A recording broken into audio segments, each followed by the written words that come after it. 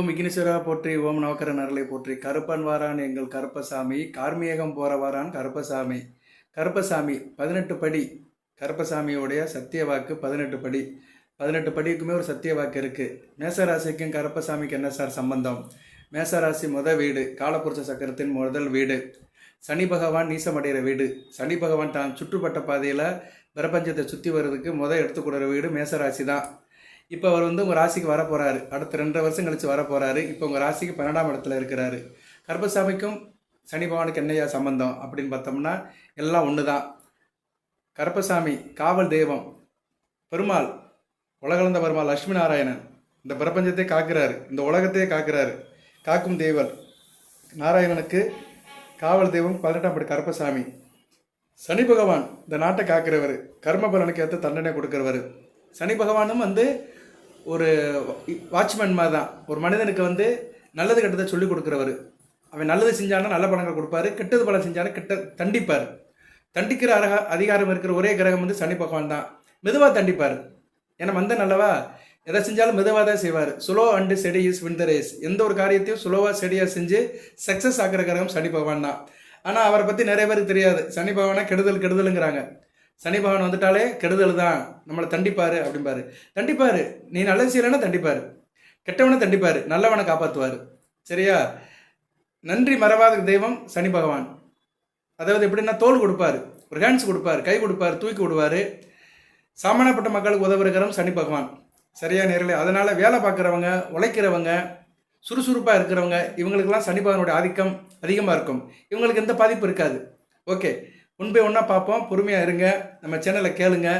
Subscribe பண்ணுங்கள். Membership enable பண்ணியிருக்கோம். தனிப்பட்ட முறையில் நீங்கள் கோஆர்டினேட் பண்ணிக்கலாம். நானும் சப்போர்ட் பண்ணுவேன். ரைட் நேரில் அதெல்லாம் ஒரு பக்கம் இருக்கட்டும். வருகிற மார்ச் 29 பங்குனி 15 சனிக்கிழமை அமாவாசை, பங்குனி அமாவாசை அன்னைக்கு சனி பகவான் ராசிக்கு 11ஆம் இடத்துலேருந்து 12ஆம் இடத்துக்கு வராரு. நைட்டு சனிக்கிழமை நைட்டு 9:25 வராரு. நீங்கள் கோயிலுக்கு போகிறதா இருந்தால் மறுநாள் காலையில் ஞாயிற்றுக்கிழமை கோயிலுக்கு போங்க. பக்கத்தில் இருக்க பெருமாள் கோயிலுக்கு போய் ஒரு அர்ச்சனை பண்ணிட்டு வந்துடுங்க. 12ஆம் படி கருப்பசாமியை கும்பிட்டு வந்துடுங்க. நான் உண்மை ஒன்றா சொல்கிறேன், பொறுமையாக கேளுங்க. 12ஆம் படி கருப்பசாமியை கும்பிட்டுட்டேன்னா உங்களுக்கு அடுத்த வருகின்ற 7.5 வருஷத்துக்கு எந்த பிரச்சனையும் இல்லை. சரியா? இனிதாக இருக்கும், இன்பமாக இருக்கும். யாராருக்கு சார் பிரச்சனை இருக்கும்னா எல்லாத்துக்கும் பிரச்சனை இருக்காது.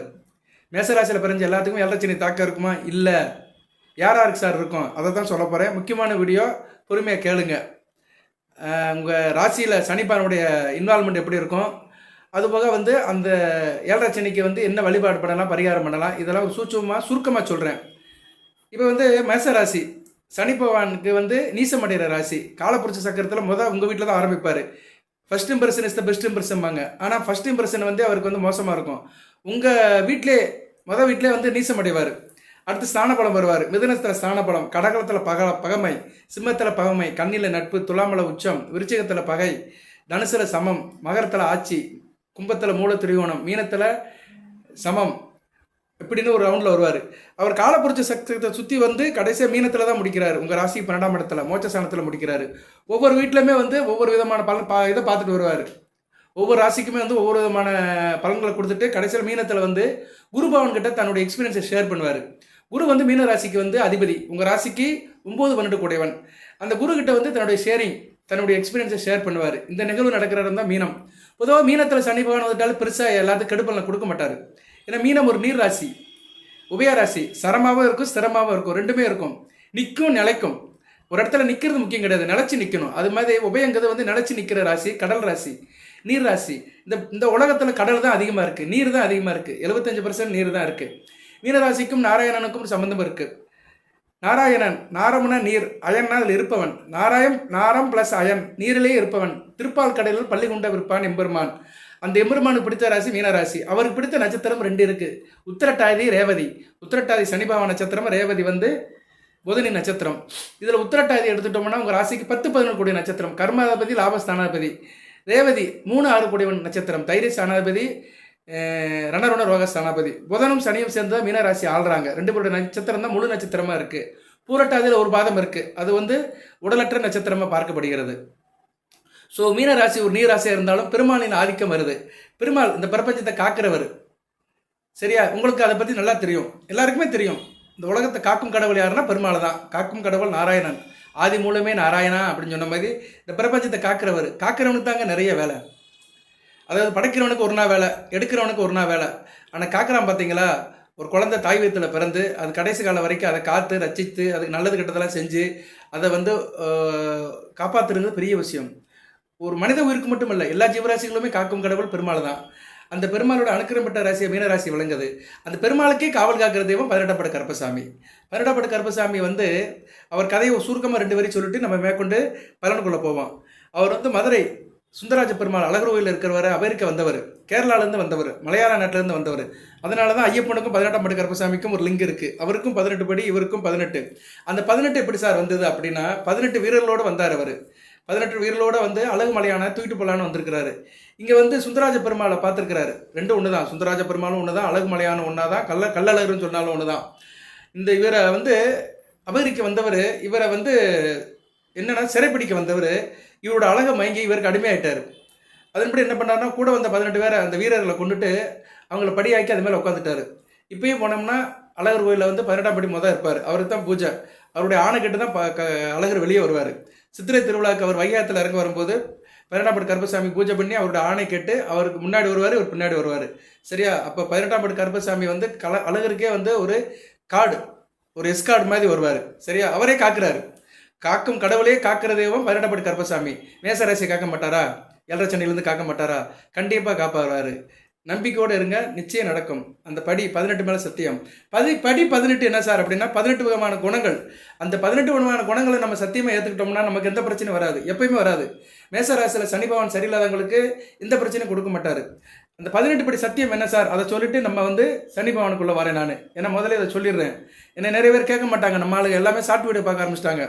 1 நிமிஷம் 2 நிமிஷத்துக்கு மேலே வீடியோ பார்க்குற பொறுமை இல்லை. சரி, எல்லாமே இன்றைக்கி அவசர போக்கில் போகுது. நம்ம நல்லதை சொல்ல வந்துட்டு நான் ஒரு 1/2 மணி நேரம் பேசினேன் வச்சுக்கோங்களேன், ஒருத்தரும் கேட்க மாட்டாங்க. நீங்கள் கேட்கணும், நல்வழி படணும் தான் அந்த வீடியோ போடுறேன். எல்லா ராசிக்குமே போடுறேன், தத்துவத்தை சொல்கிறேன். 18 படி காமம் ஒரு மனிதனுக்கு இருக்கக்கூடாது. காமத்தை விட்டுறணும். பட் காமம் இல்லைன்னா வாரிசு வராது. காதல் காமம் இருந்தால் தான் ஒரு ஆண் பெண் இணைய முடியும். பட் காமம் வந்து அளவோடு இருக்கணும். நெருப்பு வந்து அடுப்பில் தான் எரியணும், ஊரை பற்றிட்டு எரியக்கூடாது. ஸோ எதுவுமே வட்டம் மட்டும் வாழணும். ஒரு தீபம் வந்து ஒரு வட்டத்துக்குள்ளே இருந்துச்சுன்னா பிரச்சனை கிடையாது, அதுக்கு பேர் ஒளின்னு அர்த்தம்.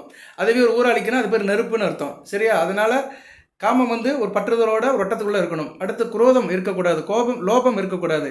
அதுக்கடுத்து வந்து மதம் இருக்கக்கூடாது. யானைக்கு தான் மதம் பிடிக்கும், மனிதனுக்கு மதம் பிடிக்கக்கூடாது. மாச்சரியம் இருக்கக்கூடாது, டம்பம் இருக்கக்கூடாது, வீண் பெருமை இருக்கக்கூடாது. இதெல்லாம் அறவே அறுத்தரணும். சரியா? இதெல்லாம் வந்து நீங்கள் எடுத்துகிட்டு தனியாக இருந்தீங்கன்னா 7.5 சனி ஒன்றுமே செய்யாது. அந்த 18 படியோட அருள் கிடைக்கும். அந்த 18 படி தத்துவத்தை அடுத்து அகந்தை, ஆணவம் இருக்கக்கூடாது. சாத்வீகம், ராட்சசம், தாமசம் இந்த 3மே இருக்கக்கூடாது. சாத்வீகம்னு என்ன சார்னா விருப்பின்றி இருக்கணும். சரியா? ராட்சசம்னா வந்து அகங்காரம் இருக்கக்கூடாது. தாமசம்னா வந்து மந்த புத்தி இருக்கக்கூடாது. சோம்பேறித்தனம், மந்த புத்தி, எதுவுமே லேசாக அப்சர்வேஷன் பண்ணுறது. அடுத்து வந்து வேறு என்ன சார் அப்படின்னா ஞானம் இருக்கணும். இந்த 18 வந்து சிலதை தவிர்த்துட்டு ஞானத்தை பிடிச்சிக்கணும். ஞானம் வந்து இறைவனடி சேருது. அடுத்து வந்து அஞ்ஞானம் இருக்கக்கூடாது. சாமி இருக்கிறா இல்லையான்னு நாத்தியம் பேசக்கூடாது. உண்டு என்றால் உண்டு, இல்லை என்றால் இல்லை. இல்லைன்னு சொல்கிறவனு நல்லா தான் இருக்கான். இன்றைக்கி சாமி இல்லைன்னு சொல்கிறவனு நல்லா தான் இருக்கான். பட் அவனுக்கு கிடைக்க வேண்டிய தண்டனைகள் கிடைக்கும். அது ஒரு பக்கம் இருந்தாலுமே அஞ்ஞானம் நமக்கு வேண்டாம். நம்ம வந்து இறைவன்போடு இருப்போம். அடுத்து கண், இறைவனை கண் குளிர பார்க்கணும். காது, அவன் நாமத்தை காது குளிர கேட்கணும். மூக்கு, அவனுடைய நாமத்தை சொல்கிற சுவாசத்தை நுகரணும். கோயிலுக்கு போனால் அந்த கோயிலோட சுவாசம், அந்த பயபக்தி, பரவசம், அந்த பரவசத்தில் தன்னை ஆட்படுத்திக்கணும். அடுத்து நாக்கு, புலால் உண்ணக்கூடாது. குறிப்பாக சனிக்கிழமை புலால் உண்ணக்கூடாது. இன்றைக்கி சனிக்கிழமை. சரியா? சனிக்கிழமை புலால் உண்ணக்கூடாது. உங்களுக்கு 7.5 சனி நடக்குது. அதனால் இந்த 7.5 சனி காலகட்டத்தில் சனிக்கிழமை புலால் உண்ணாமல் இருந்தீங்கன்னா மிகச்சிறப்பு. அதை நீங்கள் தான் முடிவு பண்ணிக்கணும். அடுத்து மெய், இரு கரங்களால் இறைவனை வணங்கணும். அவன் சன்னதிக்கு போகணும், தன்னை மறந்து வணங்கணும். ஒரு சொட்டு கண்ணீர் விடணும், அவ்வளோதான். சரியா? ஒரு சொட்டு கண்ணீர். கடவுள் உங்கள்கிட்ட வந்து என்ன கேட்குறாரு? காசு பணம் கேட்குறாரா? சொத்து பத்து கேட்குறாரு? ஒன்றும் கேட்கல. ஏன்னா எல்லாமே அவர் கொடுத்தது தான். இந்த பிரபஞ்சத்தில் நம்ம பூமியில் பிறக்கும்போதே எதையுமே கொண்டு வரல. இங்கேருந்து போகும்போது எதையும் கொண்டு போகலை. எல்லாமே இங்கேயே வழங்கப்படுகிறது, இங்கேயே எடுக்கப்படுகிறது. கடவுள் நம்மகிட்ட என்ன கேட்குறாரு? உங்ககிட்ட ஒரு சொட்டு கண்ணீர். நீ ஊனுருகி உள்ள முருகி இறைவனை அப்படி மைமறந்து ஒரு சொட்டு கண்ணீர் கொடுத்து, இறைவா என்னை காப்பாற்று, என் குலத்தை காப்பாற்று, எல்லா மக்களையும் காப்பாற்று அப்படின்னு நம்ம வந்து வேண்டும் போது தெய்வம் வந்து நமக்கு செவி சாக்கும். சரியா நேர்களே? குறிப்பிட்ட பொருளுக்கு ஓடி வரும். இப்படி இந்த 18 படி தத்துவங்கள் இருக்குது. இந்த 18 படியை நீங்கள் ஃபாலோ பண்ணிங்கன்னா 7.5 சனி ஒன்றும் செய்யாது. ரைட் நேர்களை? இப்போ வந்து மேசராசிக்கு நேரடியாக வருவோம். மேசராசிக்கு சனி பகவான் வந்து ராசி கட்டத்தில் லக்கணத்துக்கு ராசிக்கும் வந்து குறிப்பிட்ட இடத்துல இருந்தான்னா கெட்ட பலன்கள் கொடுக்க மாட்டார். பொதுவாகவே அவருடைய தாக்கம் இருக்காது. உங்களுக்கு சனி மகா திசை நடக்கும். சரியா? சனி மகா திசை சில பேருக்கு நடக்கும், வயதுக்கத்த மாதிரி நடக்கும். அதுபோக மற்ற திசையில் சனி புத்தி நடக்கும். நான் தசா புத்திக்கும் சொல்கிறேன். அதை விட்டுட்டு பார்த்தோம்னா மேச ராசியில் வந்து சனி பகவான் ராசி லக்கணத்துக்கு 3, 6, 10, 11 இருந்தாருன்னா இந்த கெடுபலன் கொடுக்க மாட்டார். இந்த காம்பினேஷன் படி அவர் வந்து ஒரு 5 லக்கணத்தில் பிறந்தவங்களுக்கு 3, 6 அந்த 3, 6, 11 அந்த அமைப்பில் பிறந்தவங்களுக்கு நல்லா இருக்கும். கடக லக்கணம்னு வச்சுக்கோங்க ஒரு பேச்சுக்கு. கடக லக்கணம் மேசராசி நல்ல அமைப்பு, ஒரு கேந்திரம். கடக லக்கணத்தில் பிறந்தவங்களுக்கு 3ஆம் இடத்துல கண்ணியில் இருந்தாருன்னா நல்ல அமைப்பு தான். ராசிக்கு 6ஆம் இடத்துல இருப்பார், லக்கணத்துக்கு 3ஆம் இடத்துல இருப்பார். இதே ஃபார்முலா படி கடகம், கன்னி, தனுசு, மகரம், விருச்சிகம் இந்த 5 லக்கணத்தில் பிறந்தவங்களுக்கு 100க்கு 100 நல்லா இருக்கும். எந்த பிரச்சனையும் இல்லை. ஃப்ரீயாக இருங்க. நீங்கள் 12 கருப்பசாமியை மாதத்துக்கு ஒரு நாள் கும்பிட்டுட்டு சனிக்கிழமை கும்பிட்டுட்டு ஃப்ரீயாக இருங்க. கடமையை செய்யுங்க, தொழிலை செய்யுங்க, வியாபாரத்தை பண்ணுங்க, போய்கிட்டே இருங்க. சரியா, எந்த பிரச்சனையும் இருக்காது. அடுத்து வந்து 10ஆம் இடம் சம்மந்தப்படுவார். ராசி லக்கணத்துக்கு 10ஆம் இடம். உங்கள் ராசிக்கும் 10ஆம் இடத்துல இருப்பார், லக்கணத்துக்கு 10ஆம் இடம் இருப்பார். இது நல்ல அமைப்பு தான். சரியா, அப்படி பார்க்கும்போது மேசத்திலையும் பிறக்கலாம், சிம்மத்திலையும் பிறக்கலாம், மீனத்திலையும் பிறக்கலாம். மேச லக்கணம், சிம்ம லக்கணம், மீன லக்கணம் இந்த லக்கணத்தில் பிறந்தவங்களுக்கு 10ஆம் இடத்துல இருக்க சனி பகவான் நல்ல பலன்களை கொடுப்பாரு. முதல் உங்களுக்கு லக்கணம் தெரியணும். இங்கே அதான் பெரிய பிரச்சனை. மேசராசியில் எல்லாம் வீடியோ கேட்பாங்க, ராசிக்கு தான் கேட்டு போவாங்க. நம்ம யூடியூப்ல சொல்றாங்க, யாரும் லக்கணத்தை பற்றி சொல்ல மாட்டாங்க. ஏன்னா அவங்க சௌரியத்துக்கு போயிடுவாங்க. லக்கணம்னா அதை கொஞ்சம் வேலை பார்க்கணும். ஜோசியக்காரன் வேலை பார்க்கணும். ஜோசியம் சொல்கிறவன் கொஞ்சம் கால்குலேஷன் பண்ணி சொல்லணும். 19 சொல்லக்கூடாது. சரியா, லக்கணங்கிறது முக்கியம். உங்கள் பிறந்த தேதி, டைம், நேரங்காலத்தை அனுப்பிட்டீங்கன்னா நான் லக்கணத்தை சொல்லுவேன். அதுபோக மேச ராசிக்கு வந்து அப்பிராய் நான் பேசுவேன். நான் மற்ற ராசிக்கெல்லாம் பேசிகிட்டு இருக்கிறேன். உங்கள் ராசிக்கு வருவேன், விரைவில் வருவேன். அந்த வீடியோவில் நீ கமெண்ட்ஸில் போட்டிருக்கீங்களா, அதுக்கெல்லாம் பதில் சொல்லுவேன். நேரில் என்னால் டெக்ஸ்ட் அடிக்க முடியல. சரியா, டெக்ஸ்ட் அடிக்க முடியல. அதனால் கண்டிப்பாக கமெண்ட் பாக்ஸில் உங்களுக்கு வந்து நான் கண்டிப்பாக கேள்வி பதில் சொல்லுவேன். தொடர்ந்து பாருங்கள். எல்லா வீடியோவும் முக்கியமான வீடியோ தான். சரியா, நேரில் உங்களுக்கு ஒரு தகவலை சொல்லிக்கிட்டே இருப்பேன். வாழ்க்கையில் இனிமேல் உங்களுக்கு நிறைய வீடியோ போடுவேன். 7 சென்னையில் வந்துட்டீங்க. இன்னும் 7.5 வருஷத்துக்கு சனிப்பாவோட ஆதிக்கத்தில் தான் இருப்பீங்க. அதனால் நல்லது கெட்டதில் சரிவிதமாக சொல்லிகிட்டே இருப்பேன். போதி ஜோதிடத்தில் போகிற வீடியோ கேட்டாலே நீங்கள் ஒரு நல்லாயிடலாம். சரியா, கோயில் குளத்துக்கு போங்க. நம்ம வீடியோவில் சொல்கிற சில தகவல்களை தெரிஞ்சுக்கோங்க. அதை நல்லதை எடுத்துக்கோங்க, கெட்டதை விட்டுருங்க. கெட்டதுக்கு வந்து எச்சரிக்கையாக இருங்க. அந்த விஷயத்தில் அந்நேரம் எச்சரிக்கையாக இருந்தீங்கன்னா எந்த பிரச்சனையும் இருக்காது. தலைக்கு வந்து தலைப்பானோட போயிடும். தர்மம் தலைகாக்கும். ஓகே நேர்களே, இப்போ வந்து நான் சொல்லிட்டேன். நான் இந்த 3, 6, 10, 11 காம்பினேஷனில் ராசி லக்கணத்துக்கு இருக்கிறவங்களுக்கு சனி பகவான் எந்த பிரச்சனையும் பண்ண மாட்டார். அப்புறம் யாருக்கே பிரச்சனை பண்ணுவார் அப்படின்னு பார்த்தோம்னா, லக்கண ராசிக்கு வந்து 2, 4, 7, 8, 12 இருக்கக்கூடாது. சரியா, 2, 4, 7, 8, 12 இதெல்லாம் வந்து மாரக ஸ்தானங்கள். இந்த மாரக ஸ்தானத்தில் இருந்தார்னா அவர் வந்து இந்த 7 சென்னையில் பிரச்சனை பண்ணுவார். மாரகத்துக்கு ஒப்பான கண்டத்தை கொடுப்பாரு. அதுபோக வந்து 4ஆம் இடம், 7ஆம் இடம் ஒரு கேந்திரம் தான், விஷ்ணு சக்கரம் தான். 4, 7 இருக்கிற சனி பகவான் சில கெடுப்பலங்களை கொடுப்பாரு. இப்போ நீங்கள் வந்து மேச ராசி கடக லக்கணத்தில் இருக்கிறாரு, சந்திரன் சரியில்லை, அமாவாசை சந்திரன் இருந்தாருன்னா நல்லா இருக்காது. தாய் அன்பு நல்லா இருக்காது, தாய் வழி உறவு நல்லா இருக்காது, வண்டி வாகன யோகம் இருக்காது, விவசாயம் நல்லா இருக்காது, விவசாயம் இருந்தாலும் விவசாயத்துக்கு தண்ணி கிடைக்காது. இப்படி சில பிரச்சனைகள் இருக்கும். தேக அறைக்கு நல்லா இருக்காது. சுகஸ்தானம் அல்லவா லக்கணத்துக்கு வந்து 4ஆம் இடம். ஸோ மேச லக்கணம், மேசராசியில் பிறந்தவங்களுக்கு கடகத்தில் சனி போனதானா நல்ல பலன்களை கொடுக்க மாட்டார். அதுபோக வந்து 7ஆம் இடம். இப்போ நீங்கள் மேசராசி, மேச லக்கணம் உதாரணத்துக்கு சொல்கிறேன். துலாமில் இருக்கிறாருன்னா நல்ல பலன்களை கொடுக்க மாட்டார். தாமத திருமணம் ஆகும். இருந்தபோதும் ஆயுள் விருத்தி கொடுப்பார், ஆயுள் திருக்கும். 7ஆம் இடத்துல சனி பகவான் திக்பலம் அடைவார். சரியா நேர்களே, இதெல்லாம் லக்கண ரீதியாக பார்த்து சொல்கிற பலன்கள். அதுதான் உண்மையான பலன்கள். ஒரு மனிதனுக்கு லக்கண ரீதியாக தசாபுத்தி பலன்கள் சொல்கிறது தான் மெய். கோச்சாரம் சொல்கிறது வந்து இந்த யூடியூப்பில் சொல்கிறது, பேப்பரில் படிக்கிறது, டிவியில் கேட்குறது எல்லாமே உடலுக்கும் மனதுக்கும் தான். மாறிக்கிட்டே இருக்கும். மனம் மாறிக்கிட்டே இருக்கும். காலையில் இருந்த மாதிரி மதியம் இருக்காது, மதியம் இருந்த மாதிரி இரவு இருக்காது. சரியா, மனம் வந்து மாறிக்கிட்டே இருக்கும். அது மாதிரி ராசியில் உள்ள உடல் மாறும். ஏன்னா ராசினா உடல் மனம் தான்.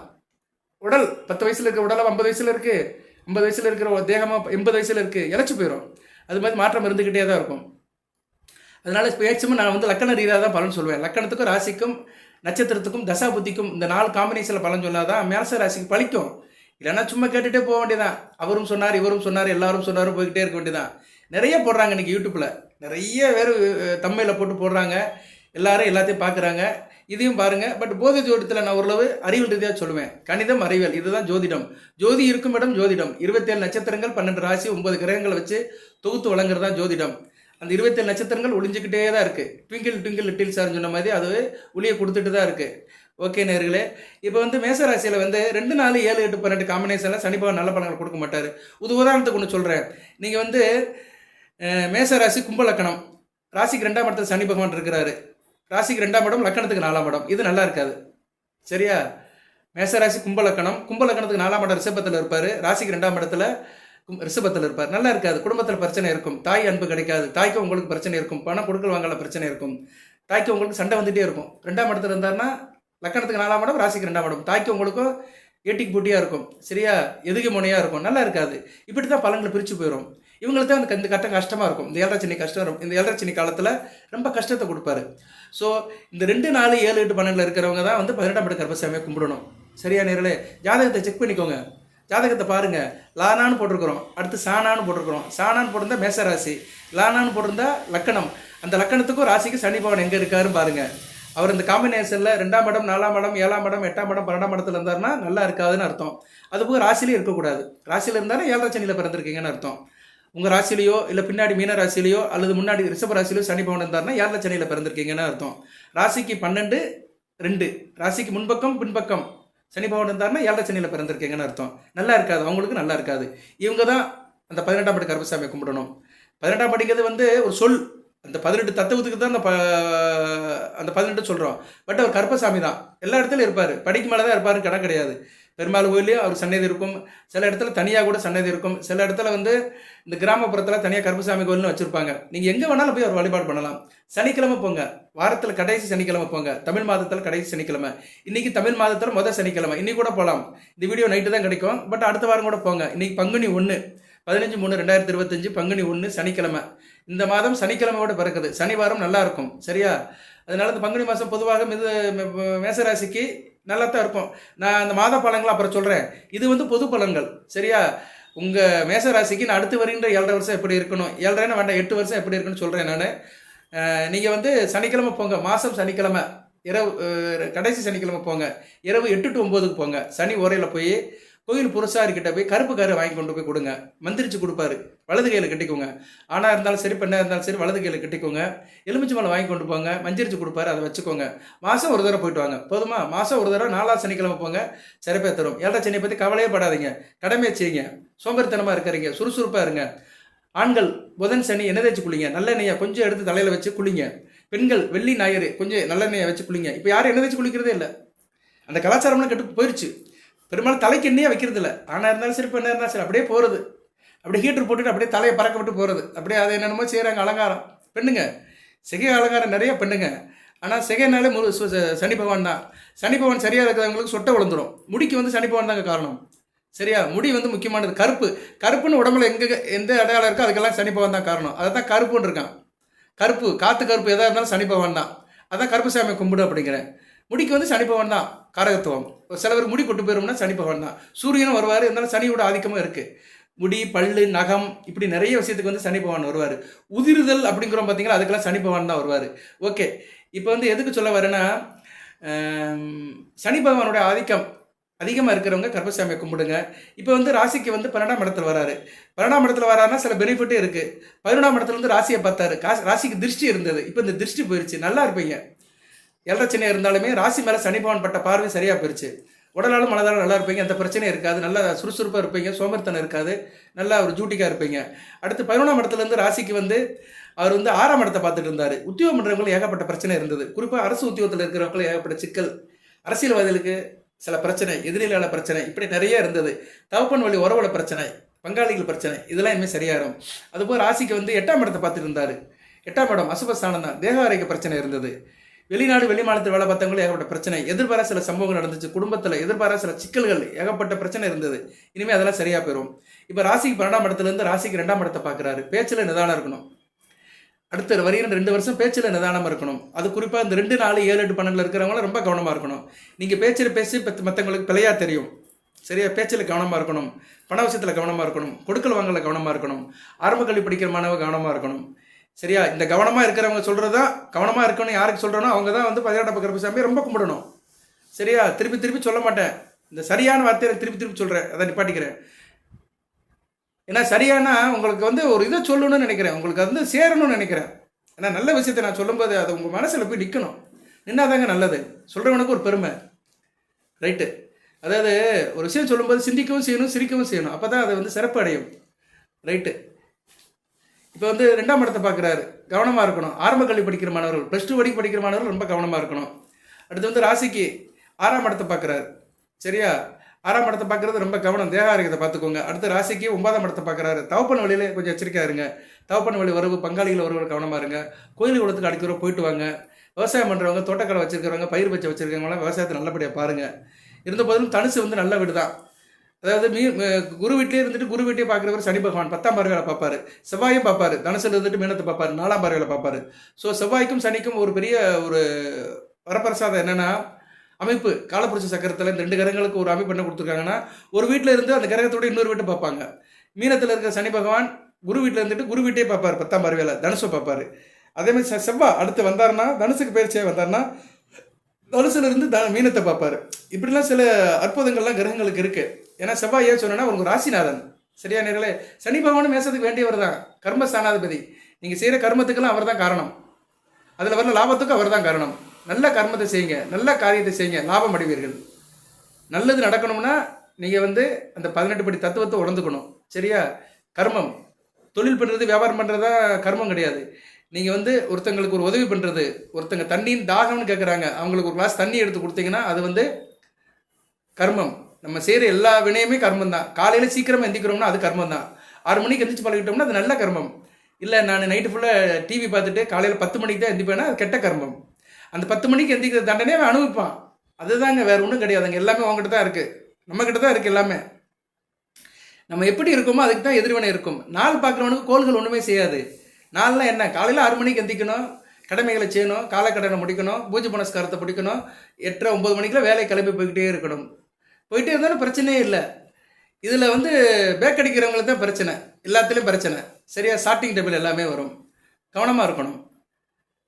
நாள் பார்க்குறவங்க அவனுக்கு எதுவுமே தெரியாது, நாளை பற்றி கவலையே பட மாட்டான். அவன் சாமியை கும்பிட வேண்டிய தேவையில்லை.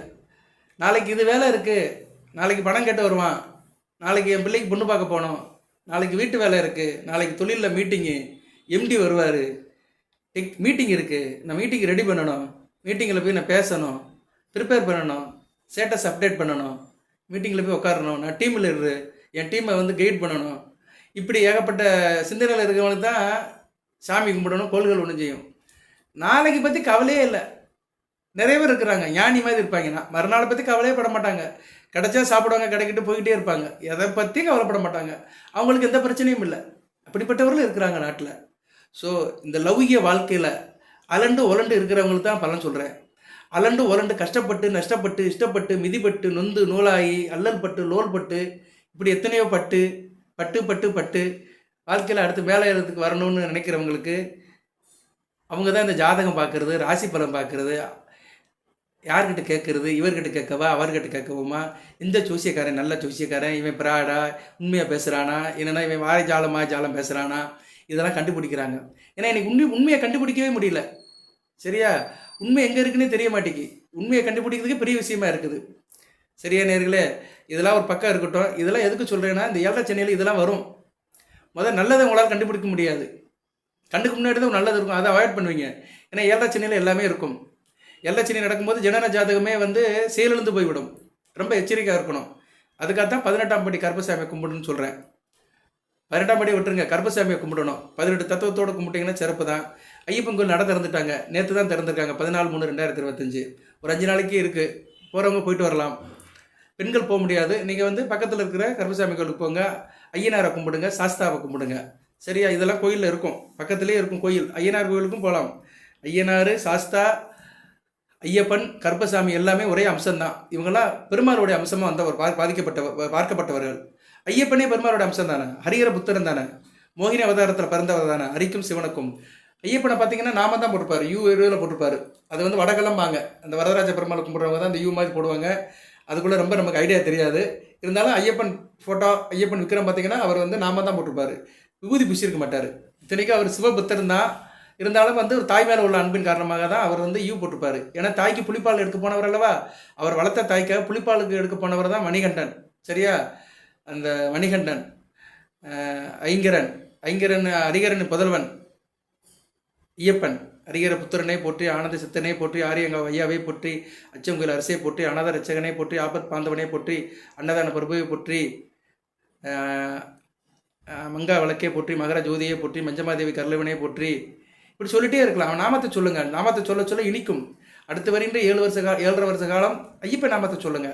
சரியா, பக்கத்தில் ஐயப்பன் கோயில் இருந்தால் போங்க. மெட்ராஸில் 2 இடத்துல இருக்குது, இங்கே ஒன்று இருக்குது, எங்கே அந்த கிரீன்வே சாலையில் கடைசியில் இருக்குது, செட்டிநாடு ஸ்கூல் பக்கத்தில் கடைசியில் இருக்குது, பீச் பக்கத்தில் பட்டினப்பாக்கம் டேனிங்கில் ஒன்று இருக்குது, அண்ணாநகரில் ஒன்று இருக்குது. ரெண்டுமே நல்ல கோயில் தான், போகலாம். அதுபோல் மற்ற ஸ்தலங்களில் இருக்குது, மதுரையில் இருக்குது, திருச்சி, எல்லா ஊர்லேயும் இருக்குது. ஐயப்பனுக்கு ஒரு தனி சன்னிதி இருக்குது. சில சிவனாலயத்துலேயும் தனியாக ஒரு சன்னிதி வச்சுருப்பாங்க. ஐயப்பன் நாமத்தை சொல்லுங்கள். மேசராசிக்காரங்களுக்கு வரப்பிரசாதம், அருள் மருந்து. சரியா, செய்யுங்க. சரியா நேரில் அறிந்தும் அறியாமலும் தெரிந்தும் தெரியாமலும் செய்த குற்றங்களை புண்ணு தரல வேண்டும். பொன்படி 18 மேல் விட்டிருக்கும் இல்லாத வீரன் வீரமணிகண்டன் காசி ராமேஸ்வரம் மலையாளம் அடைக்காலும் 18 படிகளே உட்கார்ந்துருக்கும் சாமி சரணமைப்பா. 18 படி மேலே தான் உட்காந்துருக்கிறாரு. சரியா? அதனால் வாய்ப்பு இருக்கிறவங்க ஐயப்பனை கும்பிடுங்க, ஐயனாரை கும்பிடுங்க, சாஸ்தாவை கும்பிடுங்க, கற்பனசாமியை கும்பிடுங்க. இந்த தெய்வத்தை கும்பிட்டாலுமே உங்களுக்கு பலன் உடனே கிடைக்கும். சனி பகவானோட ஆதிக்கத்தில் சீக்கிரம் வெளியே வரலாம். ஓகே நேரில் இந்த எண்ணெய் தேய்ச்சி குளிக்கிறத பற்றி சொன்னேன், அப்படியே ஸ்கிப் ஆகிட்டேன் நான். இதுதான் என்கிட்ட உள்ள கெட்ட பழக்கம். நிறைய தெரிஞ்சு வச்சிருக்கிறேன்னா ஒன்றை சொல்லும்போது இன்னொன்று நான் வந்துடும். எதுவும் தெரியாதவங்க தான் தடை விட்டுருப்பாங்க. நமக்கு அப்படி கிடையாது. இறை அன்புனால இறைவன் ஏதோ நமக்கு அறிவு கொடுத்துருக்கிறாரு, அனுபவத்தை கொடுத்துருக்கிறாரு, பேச்சு வன்மையை கொடுத்துருக்கிறாரு. நான் ஏதாவது பேசுகிறேன், நீங்கள் கேட்குறீங்க, இது இறை செய்யலை தான். என்கிட்ட ஒன்றும் கிடையாது. அவனின்றி அணுகாது ஒரு எதுவுமே, அவனின்றி அணுவலும் அசையாது. என் கடன் பணி செய்து கிடப்பதே. இப்படி சொல்லிகிட்டே இருப்பேன். சொல்ல வரும்போது ஸ்கிப்பே போயிடுவேன். ஏன்னா அது அப்படியே அடுத்தடுத்து நமக்கு நிறைய அப்படியே போகிட்டே இருக்கிறதுனால எண்ணமும் சிந்தனையும் அப்படியே ஒரு மாதிரியே போய்கிட்டே இருக்கும். இந்த ஆயில் பாத் எடுக்கிறத பற்றி சொன்னேன், அதுக்கு தயவுசெய்து செய்யுங்க. ஏன்னா அதை செஞ்சுட்டாலே உங்களுக்கு சனி பகவான் பக்கத்தில் வர மாட்டார். சனி நீராடு அப்படின்னு இருக்காங்க. சரியா? அந்த சனி நீராடுறது ரொம்ப நல்லது. சார் எனக்கு டைம் இல்லை, நான் ஐடி கம்பெனியில் வேலை பார்க்குறேன், நைட் ஷிஃப்ட்டு தான் பார்க்குறேன், காலையில் வந்தோடனே குப்பரப்படுத்துருவேன், தூங்கிடுவேன், என்னால் எண்ணெய் தேய்ச்சிலாம் குளிக்க முடியாது சார் அப்படின்னு ஃபீல் பண்ணுறவங்க தலைக்கு தேங்காய் எண்ணெய்னாச்சும் வைங்க, இல்லைனா நல்லெண்ணெய் வைங்க. சரியா? இப்போனாச்சும் குளிப்பீங்க, ஒரு 12 மணிக்கு குளிக்கிறீங்கன்னு வச்சுக்கோங்களேன், தூங்கி வச்சு குளிச்சு முடிச்சுட்டு கொஞ்சம் ஹேர் ஆயில் வைங்க. ஹேர் ஆயில்லாம் இந்த செண்டு ஆயில் அந்த ஆயிலாம் வைக்காதீங்க. பியூர் கோகோனட் ஆயில் எடுத்து தலைக்கு வைங்க, இல்லைனா நல்லெண்ணெய் எடுத்து தலைக்கு வைங்க. அந்த பீடை வளரும். சரியா? யார் தலையில் என்ன இருக்கோ அவங்களுக்கு சனி பகவானோட ஆதிக்கம் இருக்காது. ஏன்னா எல்லாமே தலைவலியே தான் உள்ளே போகும். சனி பகவான் தலை பாதம் தான் கரெக்டு. ஏன்னா பாத சனி தான் மேலே ஏறும். சனி பகவான் ஒருத்தர் பிடிக்கிறாருன்னா பாதத்தை தான் பிடிப்பார். அதுக்கு தான் காலை நல்லா கழுவும்பாங்க. நம்ம ஊரில் சொல்லுவாங்க, காலை நல்லா கழுவுப்பா, வெட்டை இல்லாமல் கழுவும்பாங்க. இன்றைக்கி நிறைய பேருக்கு தெரியாது. நிறைய பேர் இன்றைக்கி மூஞ்சியை கழுவுறது கிடையாது, ஒழுங்காக பல்லு வளர்க்குறது கிடையாது. காலை கழுவிடா அப்படிம்பாங்க. காலை ஒழுங்காக வெட்டை இல்லாமல் கழுவு. காலை வெட்டை இல்லாமல் கழுவிட்டாலே உனக்கு நல்லது, உடம்பு இருந்தவனுக்கு நல்லது. ஏன்னா காலில் வெட்டை இருந்துச்சுன்னா அது வழி தான் அந்த இது சீய சக்தி ஏறும். சரியா? இப்படி நிறைய இருக்குது, சொல்லிகிட்டே போகலாம். அதனால் ஆயில் தலைக்கு எண்ணெய் தேய்ங்க, கைகாலுக்கு தேய்ங்க. சரியா? கைகாலுக்கு எண்ணெய் தேய்க்கிறது ரொம்ப நல்லது. இரவு தூங்குறதுக்கு முன்னாடி பாதத்துக்கு தேய்ங்க. ஒரு சொட்டு எண்ணெய் எடுத்து பாதத்துக்கு எந்த அளவுக்கு தேங்காய் எண்ணெய் தேய்க்கிறீங்களோ அந்த அளவுக்கு உடம்புக்கு நல்லது, குளிர்ச்சி ஏறும், முகம் பளபளன்னு இருக்கும். பாதத்திலிருந்தாங்க எல்லாம் ஆரம்பிக்கும். சரியா? பாதம் ரொம்ப முக்கியம். அதை தான் சனி பகவான் சில பேர் சரியில்லைன்னா பாதத்தை பாதிப்பார். கால் வலி, மூட்டு வலி, பாத வலி, காலில் அடிபடுறது, பித்த வெடி போடுறது, இப்படி ஏகப்பட்ட சிக்கல் வருது எல்லாமே பாதத்திலிருந்து தான் வரும். பாதம் ரொம்ப முக்கியமாக இருக்கணும். அதைத்தான் என்ன சொல்லியிருக்காங்கன்னா பொறுப்பாதன் இருக்கான். சாமியை எப்படி கும்பிடுனா பாதத்தை தான் சடைன்னு சொல்கிறான், சிரத்தை பாருன்னு சொல்லலை. பாதம் தான் ரொம்ப முக்கியம். எப்படி இறைவனோட பாதத்தை அடைஞ்சோம்னா நமக்கு நல்ல ஒரு வழி கிடைக்கும். நல்ல வழியை நோக்கி நம்ம பாதங்கள் போகும். சரியா? அதனால அந்த இறைவனோட பொற்பாதத்தை அடிக்கணும். அந்த பொன்படி 18 உட்காந்துருக்கான் பார்த்தீங்களா, அவன் பாதத்தை சிக்கன் பிடிச்சிக்கோங்க. சிரமம் இல்லாமல் இருப்பீங்க, சிறப்பாக இருப்பீங்க. மேசராசிக்கு சொல்லிக்கிட்டே இருக்கலாம். ஓகே, இப்படியே சொன்னால் நானும் சொல்லிக்கிட்டே தான் இருப்பேன். இப்போ ஒன்றும் பிரச்சனை இல்லை. எல்லா சென்னையும் ரொம்ப கவலைப்படாதீங்க. வழிபாடு பண்ணுங்கள். வழிபாடுன்னு சொல்லிட்டேன், லக்கண ரீதியாக சொல்லியிருக்கிறேன். அடுத்து தசாபுத்தியை சொல்லிடுவோம். தசாபுத்தின்னு ஒன்று இருக்குல்ல, அது ரொம்ப முக்கியம். தசாபுத்திக்கு நான் தனியாக வீடியோ போடுறேன். இருந்தாலும் இந்த வீடியோ வாயில சில கருத்துக்களை சொல்கிறேன், அதை மைண்டில் வச்சுக்கோங்க. ஏற்கனவே பழைய வீடியோவில் சொன்னது தான், அது எத்தனை பேர் கேட்டீங்க தெரியல. கேட்காதவங்க இதில் கேட்டுக்கோங்க. தசாபுத்தி அமைப்பு அப்படின்னு பார்த்துட்டோம்னா உங்களுக்கு தசாபுத்தி இப்போ அசுபதி நட்சத்திரத்தை பார்த்தவங்களுக்கு கேது திசை நடக்கும். சின்ன குழந்தைகள்லேருந்தே சொல்லுவான். கேது திசை நடக்கிறவங்க சனி புத்தி, ராகு புத்தி, சூரிய புத்தி, சந்திர புத்தியில் கவனமாக இருக்கணும். அடுத்து சுக்கிர திசை நடக்கிறவங்க சனி புத்தி, ராகு புத்தி, கேது புத்தியில் கவனமாக இருக்கணும். அடுத்து சூரிய தசை நடக்கிறவங்க ராகு புத்தி, சனி புத்தி, கேது புத்தி இதில் கவனமாக இருக்கணும். சந்திர தசை நடக்கிறவங்க ராகு புத்தி, சனி புத்தி, கேது புத்தியில் கவனமாக இருக்கணும். செவ்வாய் தசை நடக்கிறவங்க ராகு புத்தி, சூரிய புத்தி, சனி புத்தி, கேது புத்தியில் கவனமாக இருக்கணும். ஏன்னா இவங்கெல்லாம் கண்டிப்பாக கருப்பசாமி கும்பிடணும். கருப்பசாமியோ ஐயரவோ ஐயனாரவோ சாஸ்தாவோ கும்பிடணும். அடுத்து ராகு திசை நடக்கும். ராகு திசை ரொம்ப காட்டமாக இருக்கும். ராகு திசையில் ராகு புத்தி, சனி புத்தி, கேது புத்தி, சூரிய புத்தி, சந்திர புத்தி. அடுத்து குருதசை நடக்கும் வயதானவர்களுக்கு. அவங்களுக்கு ராகு புத்தி, சனி புத்தி, கேது புத்தி. அடுத்து சனி மகா திசை நடக்கும், ரொம்ப வயசானவங்களுக்கு நடக்கும். சூரிய புத்தி, ராகு புத்தி, கேது புத்தி, செவ்வாய் புத்தி, சந்திர புத்தி. அடுத்து புதன் மகா திசை நடக்கும். புதன் மகா திசை நல்லா இருக்காது மேசராசிக்கு, பொதுவாக ரொம்ப கவனமாக இருக்கணும்.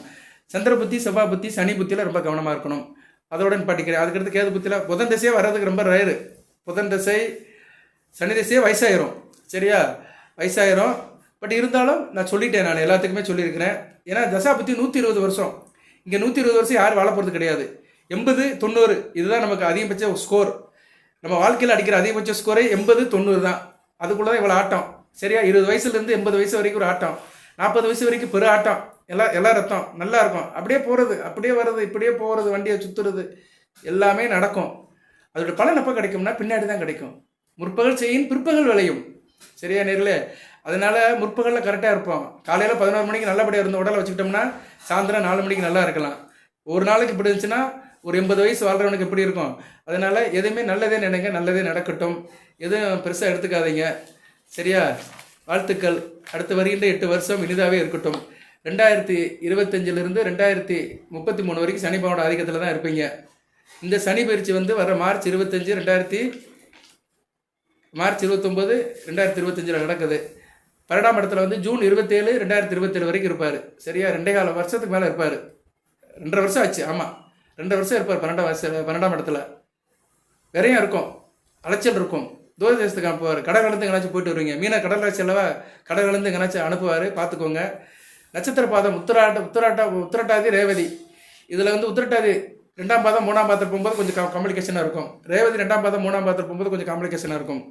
மொத்தம் நல்லா பார்த்தோம்னா அந்த விரைய சனியில் 2 வருஷம் இருந்தாலுமே ஒரு 13 மாதம் தான் டார்ச்சர் பண்ணுவார். மற்றபடி வேற ஒன்றும் பிரச்சனை இருக்காது. அதுக்கு தான் அதை வழிபாடு பண்ணுங்கிறேன். வாழ்த்துக்கள். நல்லா இருக்கும். அப்பப்போ தொடர்ந்து வீடியோ போடுறேன். கமெண்ட் பாக்ஸில் கேளுங்க. என்னென்ன செக் பண்ணுறேங்க, வாட்ஸ்அப்பில் அணுகுங்க. வாய்ஸ் மெசேஜோ டெக்ஸ்ட் மெசேஜோ கொடுங்க. நிறைய பேர் ஃபோன் அடிக்கிறாங்க. எல்லா நேரம் என்னால் ஃபோன் எடுக்க முடியாது. ஒரு நாளைக்கு 50-60 ஃபோன் வருது. நான் ஒவ்வொரு ஃபோனும் பேசவும் முடியாது என்னால். சரியா? சில ஃபோன்களை தான் எடுப்பேன். ஆனால் வாட்ஸ்அப்பில் அனுப்புனீங்கன்னா கண்டிப்பாக நான் பார்ப்பேன், ரிப்ளை பண்ணுவேன், ஃப்ரீயாக பார்த்து சொல்லுவேன். சரியா நேர்களே? வாழ்த்துக்கள். எல்லாம் வல்ல இறைவன் மேசராசி நேயர்களுக்கு சில சௌபாகியத்தையும் சில ஐஸ்வர்யத்தையும் சில நன்மையிலும் கொடுப்பார். அடுத்த வளங்களை பெற்று தேக ஆரோக்கியத்துடன் தீர்க்க